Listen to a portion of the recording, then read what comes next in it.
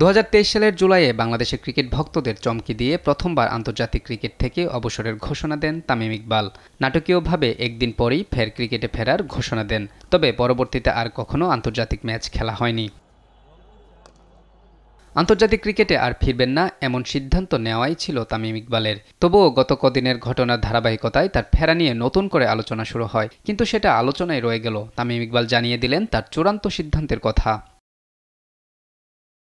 অভিজ্ঞ বাঁহাতি এই ওপেনার শুক্রবার ফেসবুক পোস্টে জানান, তার আন্তর্জাতিক অধ্যায় শেষ, অর্থাৎ তিনি জাতীয় দলে তো ফিরছেনই না, এটাকে আন্তর্জাতিক ক্রিকেট থেকে তামিমের অবসরের ঘোষণা হিসেবেই ধরে নেওয়া যায়। তিনি জানান, আন্তর্জাতিক ক্রিকেট থেকে দূরে আছি অনেক দিন ধরেই, সেই দূরত্ব আর গুজবে না। আন্তর্জাতিক ক্রিকেটে আমার অধ্যায় শেষ। দেশসেরা এই ওপেনার আরও জানান, অনেকদিন ধরেই এটা নিয়ে ভাবছিলাম। এখন যেহেতু সামনে চ্যাম্পিয়ন্স ট্রফির মতো বড় একটি আসর সামনে, আমি চাই না আমাকে ঘিরে আবার আলোচনা হোক এবং দলের মনোযোগ ব্যাহত হোক।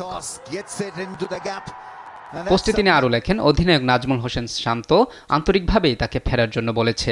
নির্বাচক কমিটির সঙ্গেও আলোচনা হয়েছে, তবে এখনও তাকে খেলার জন্য উপযুক্ত মনে করায় তাদের প্রতি কৃতজ্ঞতা প্রকাশ করেন তামিম। পরিবার নিয়ে তিনি লিখেন, তার ছেলে কখনো সরাসরি না বললেও তার মাকে বারবার বলেছে বাবাকে আবার দেশের জার্সিতে খেলতে দেখতে চায়। এ সময় তিনি ভক্তদের হতাশ করার জন্য দুঃখ প্রকাশ করেন। মোহাম্মদ আলাউদ্দিন, স্পোর্টস ডেস্ক, দেশ টিভি।